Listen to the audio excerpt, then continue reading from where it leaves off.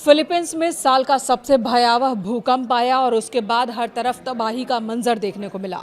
दक्षिणी फिलीपींस के मिंडानाओ द्वीप पर आज सुबह ही 7.8 की तीव्रता से भूकंप आया था। जान माल का भारी नुकसान हुआ है। आपदा प्रबंधन अधिकारियों की माने तो कम से कम 15 लोगों की मौत हुई है।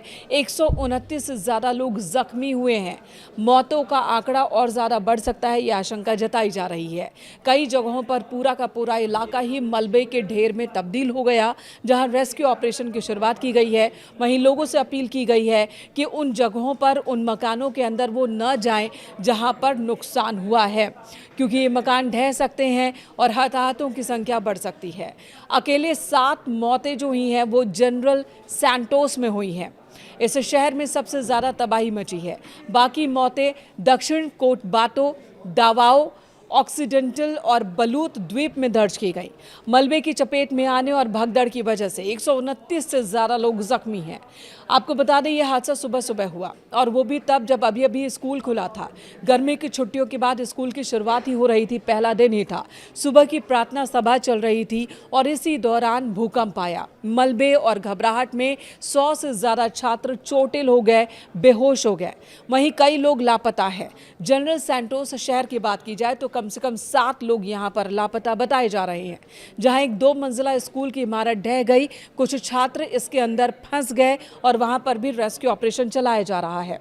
ये तस्वीरें देखिए, आपदा के दौरान की ये तस्वीरें, जब ताश के पत्तों की तरह इमारतें ढह रही थी, हिल रही थी। जो बच्चे स्कूल कैंपस के अंदर मौजूद है, छोटे छोटे ये बच्चे एक दूसरे को बचाने की जद्दोजहद करते दिख रहे हैं।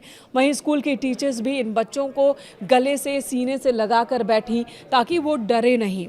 जमीन पर मौजूद हैं ये बच्चे, लेकिन कितनी तेजी से जमीन हिल रही है इस बात का अंदाजा आप इसी से लगा सकते हैं कि ये बच्चे और वहां मौजूद हर इंसान शेक कर रहा है, हिल रहा है बुरी तरह से। यह आपदा ऐसे समय में आई है जब गर्मी की छुट्टियां खत्म हुई और सभी अपनी रोजमर्रा की जिंदगी में व्यस्त थे। स्कूल खुल चुके थे, बच्चे स्कूल में थे।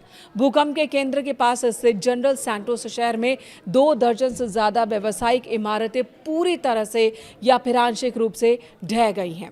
एक प्रसिद्ध फास्ट फूड रेस्टोरेंट भी, उसे भी नुकसान पहुंचा है।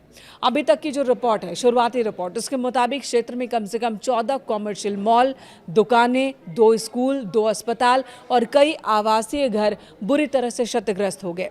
वहीं कई रास्ते और पुल को भी नुकसान पहुंचा है। एक मुख्य संपर्क पुल, जिसे की एक्सेस ब्रिज भी कहा जाता है, खतरनाक दरारें इस पर आ गई हैं, जिससे यातायात बुरी तरह से प्रभावित हुआ। इसके अलावा एक क्षेत्र में और ज़्यादा नुकसान हुआ है, लैंडस्लाइड हो गया, जिसकी वजह से बिजली की आपूर्ति बाधित हो गई है। संचार व्यवस्था पर भी असर देखने को मिला।